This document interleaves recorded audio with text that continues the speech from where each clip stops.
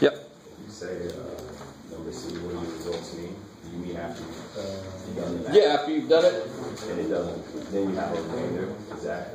Remainder, yeah, that tells you that 8 or negative 8, that doesn't work. So that's exactly but I want you to go beyond that. I want you to use the upper lower bounds. Oh, okay. Yeah. So real quick on this first one, for possible positive roots, rational roots. It's upper. And by the way, the book says real here. I always forget that because I always taught rational. So they say real roots, so they include complex roots. Are you guys with me so far? I like to look at it as it tells you how many rational roots, because then it goes down by 2, because it could be 2 complex or 2 irrational roots. I have a feeling that everything I just said kind of went, but okay. How many sign changes do you see in P of X? 2. So there could be 2 or 0, right? Because if they're not rational, they could be irrational or complex, and they have to show up in pairs. So we had that big discussion yesterday as to why that goes down by 2. All right. How about negative? So the number of sign changes is related to the number of possible positive rational roots.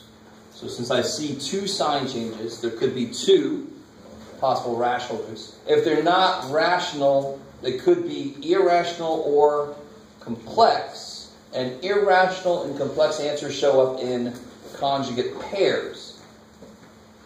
Yes, sir? So that means like it could be 2, positive 2 or positive 4. Those are the two positive rational factors you could have. Well, there's a lot more than that, right? You talking about your actual list? No, yeah, I'm just... Oh, I think I'm doing part B, aren't I? I forgot about part A. Part A is where you make your list. Sorry, I just jumped right past it. But that's what it means. It means you could have 2 positive factors or none. Exactly. Okay. You could have 2 from your list, or there could be none of them from the list, right? What about negative rational roots? So if you look at P of negative X, how many sign changes do you see? 3. Yeah, 1, 2, 3. So there could be 3 or 1.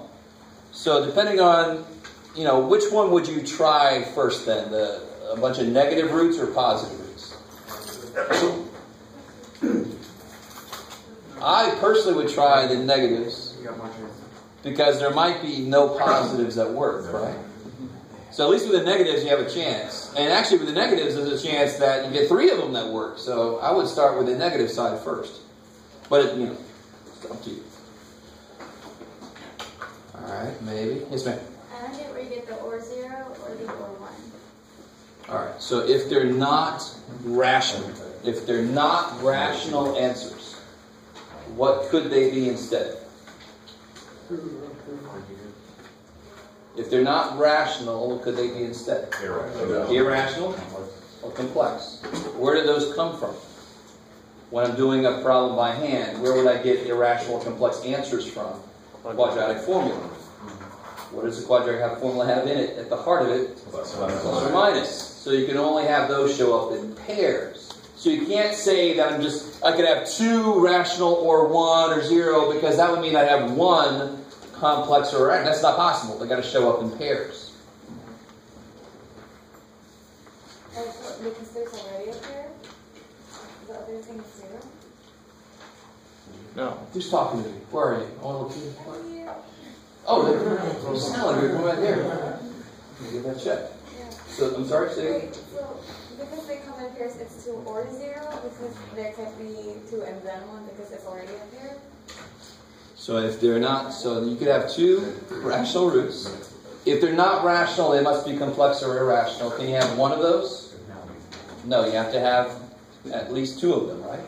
So if it could be 2 rational, or at least one of them is irrational, but you can't have 1 irrational. You have to have them show up in pairs. So what's the least number of irrational or complex answers you could have? 2. So either 2 positive rational roots or 2 complex or irrational roots, right? It's always got to go down by 2. So if this was 7, it would be 7 or 5 or 3 or 1. Sweet. Because you might get a pair of complex, and then a pair of irrational, and then a pair of who knows. That's where the confusion was. It's like, does it have to be 2 and 0, but it's just 2 less. 2 less than, yeah, this is exactly why it's 3 or 1. So whatever the hell that first number is, you go down by 2. Now, of course, I can't go by another 2, right? You can't say there's -1 answer, right? Because then it's like it sits next to another problem and sucks its answer away, a little black hole of answers. No, right? It doesn't make any sense. Yes? Is it always 2 less? Yes. Why? Because it's pairs. Because the only other option comes in pairs. I mean, don't read more. That's it. I really want you to understand. It's very simple. The only other option it could possibly be has to show up in pairs. So I can't say there's 2 rational or 1, because what would that mean? There's only 1 irrational or complex, but there has to be 2. At least 2. It's that simple. There's nothing more than that. I'm sorry, but you're making too much out of it. It's just that simple. They have to show up in pairs, so I've got to go down by 2 if it's the other kind of answer. Let's do part A now. What's nice about this problem is there's a 1 first, right? So I'm not going to have any fractional possibilities. So I just got to list all my factors of 40. And what are those?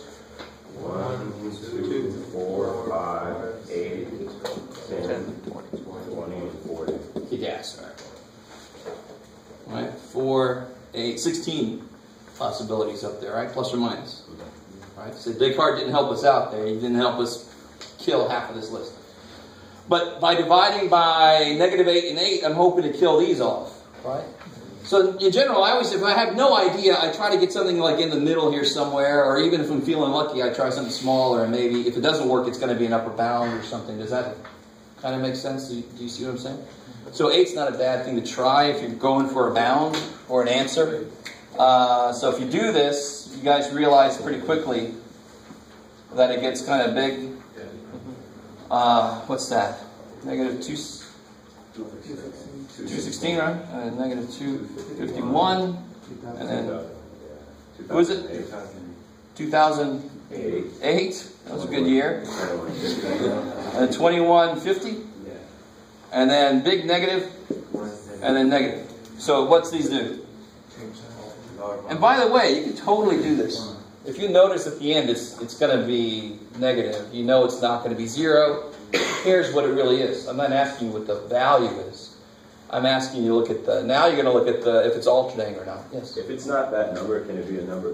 Can it also not be half that number? I mean, if it's not 8, is it not 4?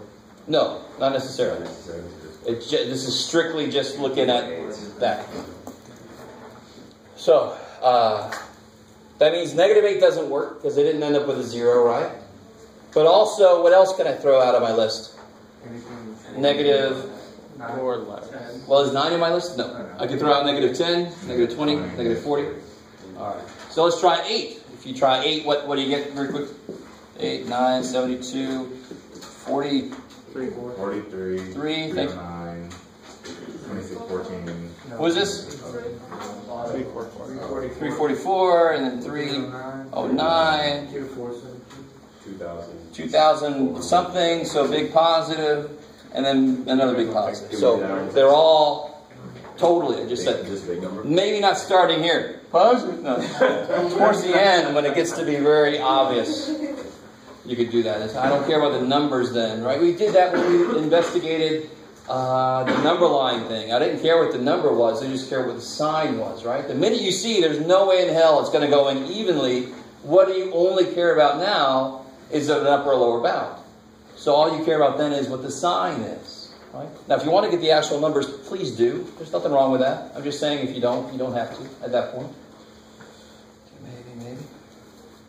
So what is this? What do these mean? Yeah. So now what does my list look like? So now part D says rewrite your list, and only now it looks like plus or minus 1, 2, 4, 5. Yeah, because 8 doesn't work, and the 8's bounds in both directions, so I can kill anything below or above 8 or -8.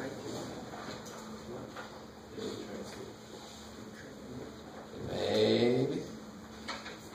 What's up? You alright? You okay? No, you, yeah. You had the look of concern. Are you okay? You, in the grave. In the grave. Me? Yes. Yeah. You're okay. Alright. I don't mean to call you out. I just noticed a look of concern. And it might have been totally unrelated. I don't know. So you just kind of, like if you start off with a problem like this, you kind of pick the number in the middle.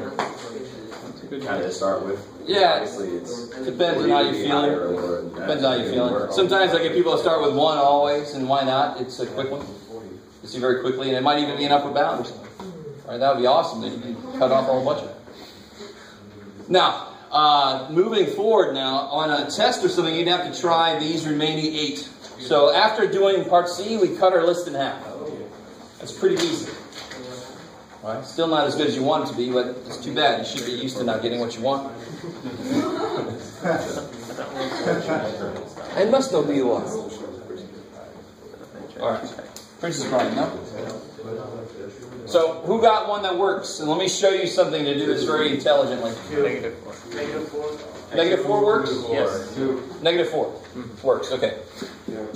Now watch this. This is what drives me a little crazy in the test. I want to show you how to be nice to yourself. Hopefully a lot of you guys already did this.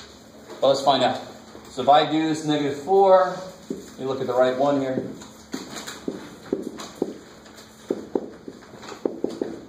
Alright, show 1. So 1 comes down, -4, -3, 12. Let me know if I'm doing something wrong here. What is that, 68? Yeah.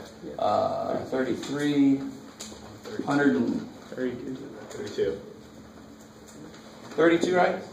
And then 10, and then -40, and then 0. Yay! Now, that means what have you found so far? One solution. You found that this is, we don't know the rest of it yet, but we know this is X plus 4. good. So, this is old news now. Don't start over from the beginning. Attack, who got one that works again? 2? Just start on this. I don't know if anybody did that. Just kind of build off of what you've already done, because this has already been broken up. Now you want to work on this guy, which is this guy. And what's really cool is now, take a step back and look at your list. Anything in your list not apply anymore. What number am I looking at to compare it to my list? -5. What number did we look at to make the list? The last one. So what number am I looking at to compare it to what I have here? Oh, 0. No. 0 is just no remain. Okay.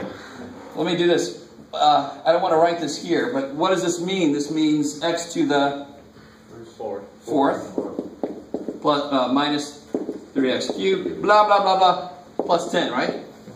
All right, that's what I actually have right now. 10 is what would set my list up. So now, what's really beautiful when you get something that works, number 1, you got something that worked. Yay. Number 2, you're probably got a smaller number here now. So which one of these don't even make any sense anymore? 4 doesn't make any sense anymore, right? Now be careful. In general, just because like 4, -4 worked, you don't throw it out. We talked about it yesterday. You might have a multiplicity. It might go in multiple times. But because it's a 10, 4 doesn't go into 10. All right, but the rest of them stay. All right, that's kind of nice. I desperately want to show you as many ways as I can to cut your list down, because these lists get really freaking big very easily. So it couldn't be 10 because we already tried that with the 8s, right? It can't be 1 either. Did I? That can be above it. Oh, yeah, 10's already gone. It's already gone. Yeah, 10 was already gone. I'm sorry. That's a good point. If it was just 10, and I made my list from scratch, it would have a 10 down here, but we already killed 10 earlier. Yeah. Okay, I think I'm getting a little bit muddled on the sign changing when we start dividing. When I came up with my updated list, I decided to start with -5, but I actually did the division by 5. So, Oh, I see. the factor that I'm extracting from that is that still -5. So real quick. If you look in this list, and there's a -5 in this list, right? What factors does that relate to? X plus 5. Yeah, so that's the sign change there. Not, I see a -5 in this list, so I'm going to use +5. I like the question. So if you want to use a -5 in the list, you put a -5 in the little penalty box, period. But you realize it would relate to this factor. That's the sign change, right? Okay, so if I'm actually dividing by 5, then I'm saying I'm relating to... X minus 5. Okay. Good. I like it. So it's a good question. I like it. So we keep going off of what we've already done. Never start over from the beginning. That would so desperately suck, so bad. Always go with what you know now. This is old news. So if we do this now, let's see, 1, 2, negative 1, negative 2, negative 19, negative 38, negative 5, negative 10, 0. You got to have a little faith, right? In the middle there, even I was like, is this going to work? So you got to be a little careful about assuming it's not going to work. You got to be really careful. Yes? So if the negative 4 didn't turn into a 0, then you would have to start from the... Beautiful, exactly. Because I would not have broken it down at all. But since negative 4 worked, I broke it down. I don't care about this part anymore. I only care about the part I still haven't broken down, which is this leftover part. Does that make sense? Trust me, it'll help you out a lot if you realize that you can just build off of what you've done. So let's say I do the negative 4, right? And I'm trying to get the 10. Let's say I do the wrong number. Would I just erase the part that I didn't try to get the number from there? Exactly. Or however you want to do it on your paper. I wouldn't erase it. I would just cross through it and rewrite these numbers again and keep going. Does that make sense? Mm-hmm. And the reason I wouldn't erase it is because when I go to grade it, if you're like going crazy, I can't see where I made a mistake, and I'm like, oh shit, you made a little mistake up here, I can give more partial credit. If you erase it, I can't help you. Does that make sense? So you might realize, depending on how lucky you are or how much you remember about these rules that cut the list down, you could have a lot of shit you're trying. Right? So you might want to come with a lot of paper to test it. All right, and anybody else get another one that worked? 5? So if we do 5, we get, wait, get up there, 5. 5, 4, 20, 1, 5, 0, and I'm left with, now let's see, let's write what we got. Anytime I get to a quadratic, I stop. Here I stop for a couple reasons. It's quadratic, but I can't even factor that, right? Not technically. Not using nice numbers, let me say it like that. So what do we have so far? So P of x equals what? It equals x plus 4. X minus 2. X minus 2. X minus 5. X minus 5. And then X squared plus 4x plus 1. Kick ass. If the question asks you, find all of the roots, find all of the zeros. 3 of them are easy. And how do you find the ones from this one? Factor if you can. You can't? Quadratic. I love it. Kick ass. You guys semi with me here? Yeah. Let this be not as bad as it first sounded. I mean, this really, the math, the computation of this is relatively easy. It's just a question of getting used to the setup. Yes? So in both the book and in the test, if it says find all rational zeros, we would stop there. But if it says find all zeros, we would do complexes. I love it. So in this book, for some reason, they're assuming you don't know complexity. The next section is all about complex numbers, but I hope to God you all have done some complex number stuff before, because I am not going to teach you that from scratch. We'll talk about it a little bit here in a minute. So yeah, if they say find rational zeros, you don't have to find these at all. You can just, these are already done. Sweet. But in the next few sections, it'll say, not even will it say find irrational zeros, it'll just say find all the zeros, meaning irrational, rational, and complex. Cool. And the complex would just come from the freaking quadratic formula also, so it's not like a different process, right? Okay, maybe. Okay. Alright, so I want to talk about complex numbers very quickly, and I think, and that's section 3.5.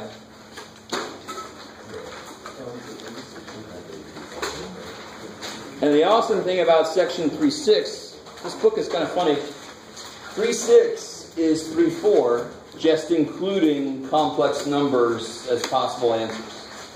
So if you get 3.4, then 3.6 is the same damn thing, except you might get some complex answers too. Yes, sir. So this was all 3-4? Yeah, dude. Yeah. This is all 3-4. 3-4's got Descartes' rule. It's got upper lower bounds. And this whole process here. Yeah. And the test is 1, 2, 3, and 4. The test on Thursday, or is it section 3? No, it's just chapter 3 really. The last test was up through the end of chapter 2. Yeah, so this one starts where that one left off. Yeah. The tests always do. Okay, so complex numbers very quickly. And just to let you know, section 3-4 homework is basically exactly this. Most of it. It's going to be exactly this.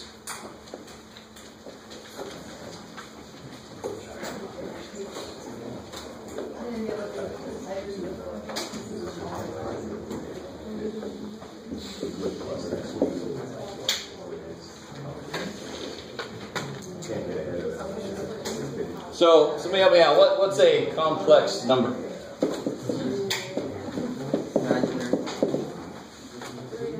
It's a number that's got a lot of parts. It's really weird. No, what's a complex number? It's got two parts to it. Imaginary part and the real part. Sweet, right? So every number we've ever looked at is complex. It just has an imaginary part with a zero coefficient. Right? That's why there's no imaginary part to it. Imaginary is a very unfortunate word. Students who already don't trust math, when they hit the imaginary number section, are like, I knew this. I knew it. I knew it. It's all made up shit. So it's unfortunate that when they first started working with it, people distrusted it. This guy Cardano, I love Cardano because he was insane. He's this guy. He came up with a cubic formula that's related to the quadratic that solves x cubed equations. And in that process, complex numbers came out.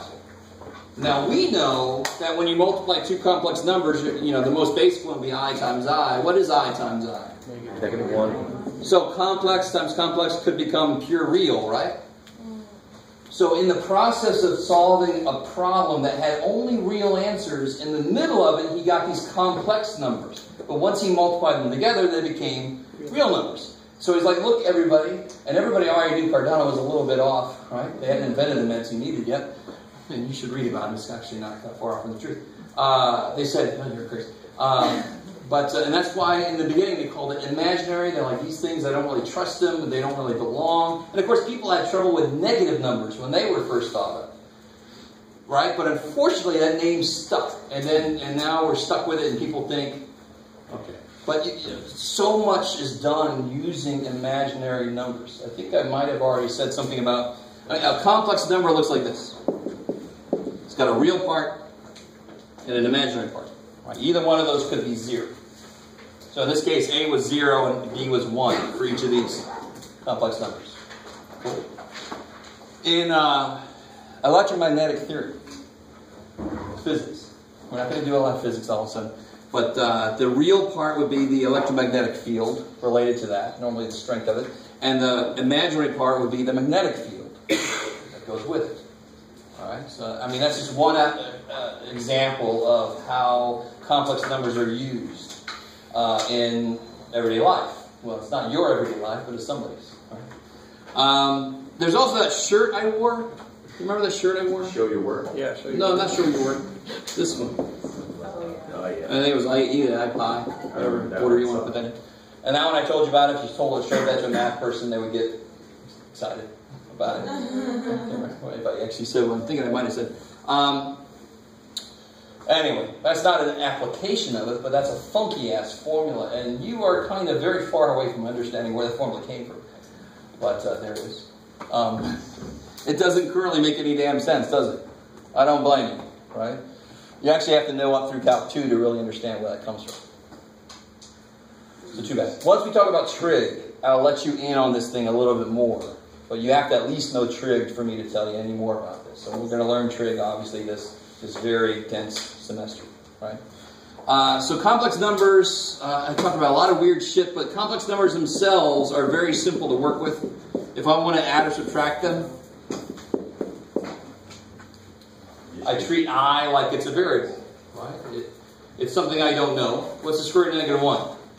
I don't know. Just make sure we're all on the same page. I is the square root of -1, right? That's what I is defined to be. Just makes it easier to work with. So what's I squared? -1. So what's I cubed? Yeah, what do you do to I squared? You get I cubed. You multiply it by I. So what's -1 times I? -I. There you go. And then what's I to the 4th? 1. Yeah, it's I squared times I squared. 1. You guess. So it's I to the 5th? I. It starts over again. I to the 6th, I squared. I to the 7th, I cubed. Do you guys see that? It starts over because that went to 1 again. So the beautiful thing, I'm saying more than I wanted to, but I want to make sure you guys remember this. The beautiful thing about I to any power, I just divide this by 4, and the remainder tells me where I am in this list of 4. It just repeats those same things. So if I do I to the 43rd, what's the remainder if I divide by 4? 3. So it's the same thing as I cubed, which is negative I. So you guys must know these 4 values in case I give you a question like this. It's a beautiful thing because it's cyclic. It repeats every 4. If I divide by 4, the remainder tells me where I am in the cycle. Very nice, simple idea if you let it be. Right? My other class, I love it. I keep saying easy every now and again. And I say, keep using that word. I do not think you know what the word means. Yes. I squared negative 1 because you're squaring both sides to find I. Yeah, exactly. I will define I squared. So I is square root of negative 1. That's the definition.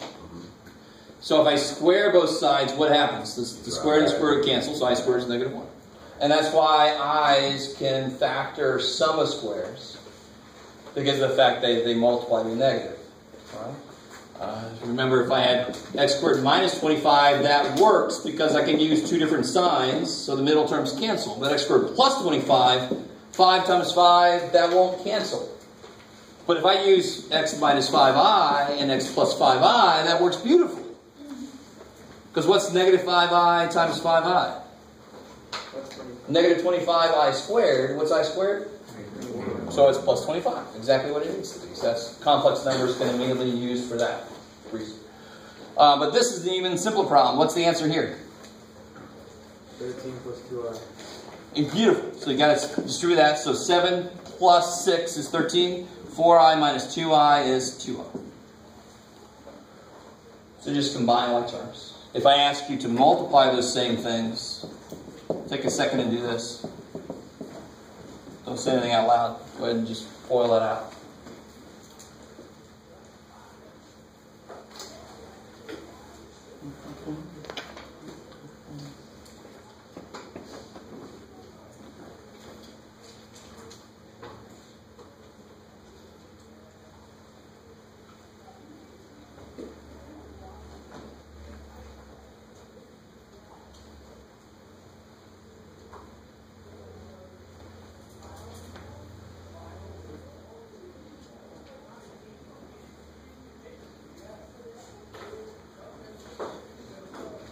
Oh, did I turn it back on?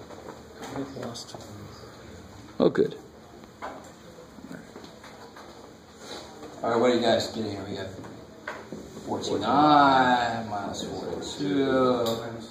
Good. Plus 8i squared, which is minus 8. Minus 24i, and then just put your like terms together. You get negative 10i minus 50. Neato. This one. So does that be like in A plus B? Yeah, I mean, this sort of is in that form because it's kind of arbitrary which one they wanted to put first, right? But your answer always has to be able to be put in this form, or else you've done something wrong or you're not done. That's plenty. That's it. That's it for today. Yeah, I love it. You're all like, does that mean? So one day, don't forget we got that quiz 3132.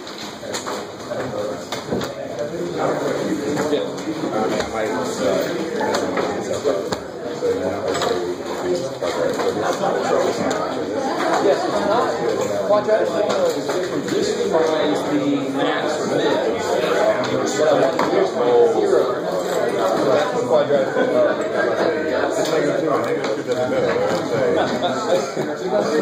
Yeah, no, that would be the vertex of that.